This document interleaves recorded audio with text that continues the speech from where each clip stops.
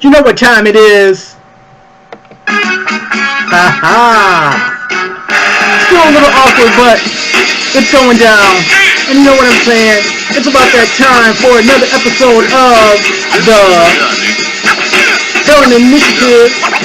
The Spelling Initiative. The Spelling Initiative.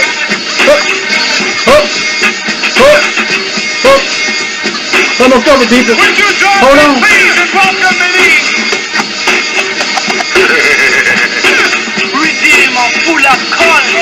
Come on, second. I got so much trouble on my mind. Refuse to lose. Alright. So there it is. The intro. Classic every time. But we're back today to talk about something else. Today we're talking about rejection. Rejection. Rejection. Get the heck out of here. I don't want your product. What you got? No way. That's stupid. I don't want that. You're a jerk. You're a liar. Even if you're not. You're a liar. I don't believe you. Let me go do some research. I don't trust you. What's in it for you? How much money are you making? What's the commission? What are you going to do? How much are you making off me? You're a liar. So, there's so much that we, as consultants, have to deal with on a daily basis. The lack of trust, what other people have done to that person that we're talking to now, what our bosses have experienced. You know, it's like there's so much that we individually have to contend with that others have sort of left their dirty marks over. But stand firm. Brush the dirt off your shoulders and stand firm. Because here's the deal. People are going to be people. As Jim Morrison said, people are strange. But only when you're a stranger. So try not to take anything personal. Right? People are going to reject you. As we've mentioned before, it's a part of the selling process. Some people say in the process that you've got to get 7 rejections so that 3 people will be able to talk to you so that 1 person will actually get the deal. I don't know about all that. I say that, I believe that it's your mindset. I believe that you could go through 100 rejections before you get that one. But that one you get, oh man, that one you get could be phenomenal. Sometimes you may get no rejections in the beginning, land a big deal right off the bat, and then your next 25 accounts or the next 25 opportunities are rejections. So rejections can come in all shapes and sizes. They can come at any time. But one thing that I believe does happen with rejections, they start when we start thinking that there is a possibility that we're not good enough. Did you get that? When you think that you're not good enough. Right? There's a fine line between that arrogance and, I got this, whatever you need, baby, I got you. But then there's also that understanding that if you're too timid, if you feel, oh my goodness, I just don't know what I got, they're so strong, or they're so smart, or they're so intimidating, or they're so wealthy, or they're so knowledgeable, I don't know if I can really do anything to help them. It's all hogwash, right? I mean, it's hogwash if you don't believe it. But if you believe it, it can be very powerful. It can be crippling, in fact. That's our great ability about being a consultant. We, unlike a lot of people in the world, can use our mind very quickly, ambidextrously, if you will, right? We can use things, we can flip, we can make it happen, right? But that's the beauty of being a sales consultant, right? We got to go with the flow. Hey, man, you don't want what I got for you? I'll catch you later.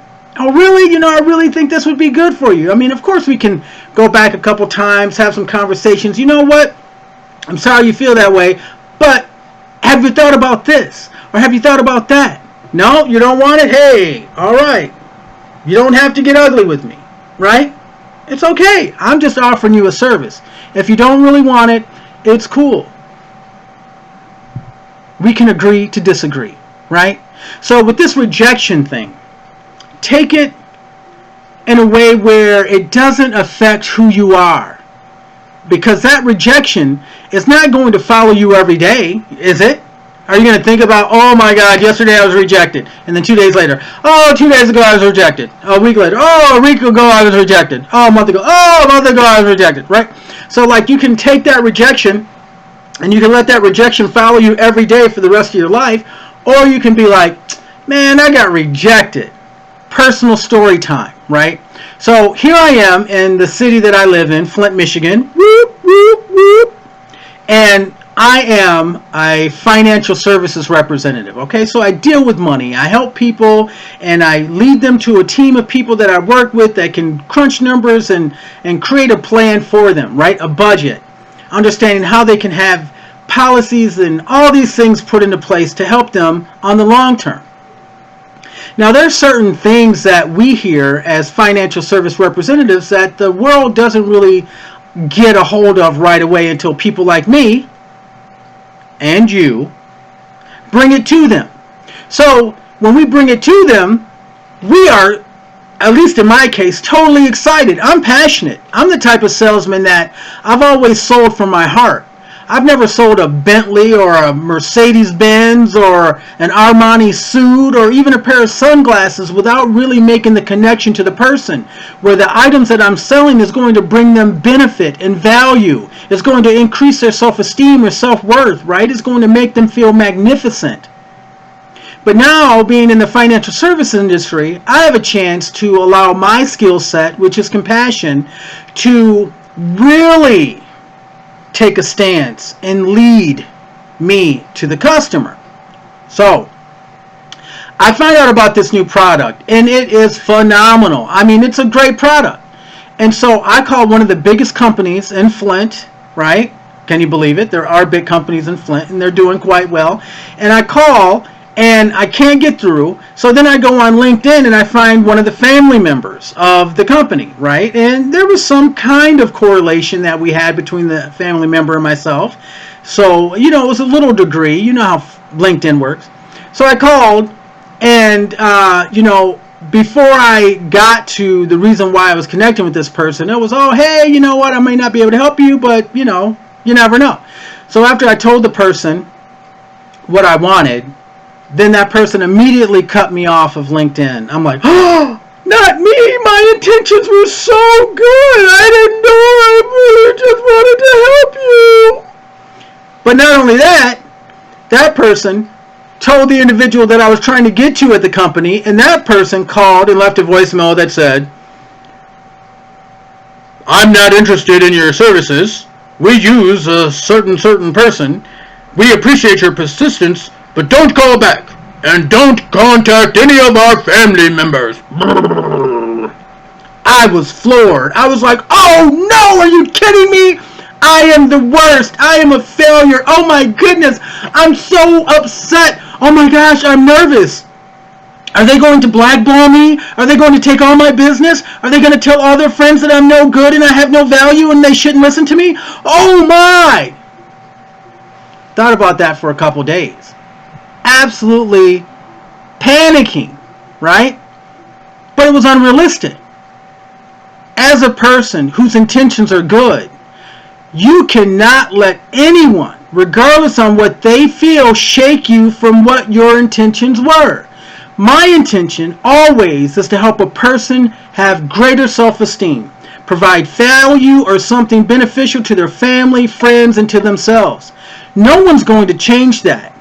Even if they feel that salespeople are jerks or slimy or snakes or liars, and financial service representatives are all connected to guys on Wall Street that just are after the commission, that's their issue. That's their garbage, and that's their life.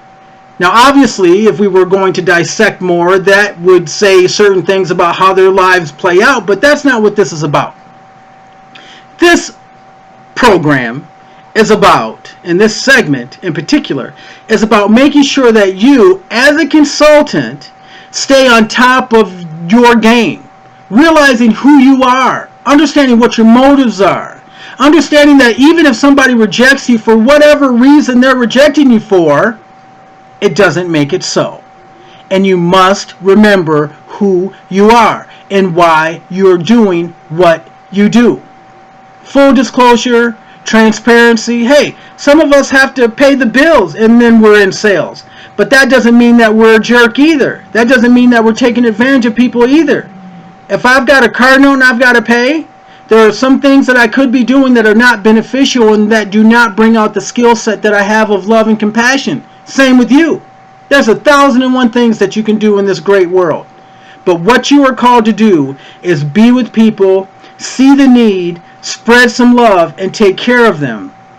This adjustment is about making sure that you do not lose your self-esteem or become disempowered because people reject you. Because I care about you. You are valuable. Without you as a sales force in this world, the world suffers that much more. Definitely at the hands of unscrupulous people or people who want to put profits first. But this is the opportunity for you to take your stand as that type of individual who will never put profits over people, to make sure that every day you are intact and clear on who you are, and let nothing but nothing change you. That's it. I think I've preached enough to you. Know your value, know your worth, deal with rejection, shake it off. It's not a big deal. Okay? It's not a big deal. So until next time, thank you for watching the Selling Initiative. Oh, I got to look again at my screen. I'm going to have to get me a salesperson, not a salesperson, but I'm going to have to get me some cameraman here pretty soon. Have a good night. Peace.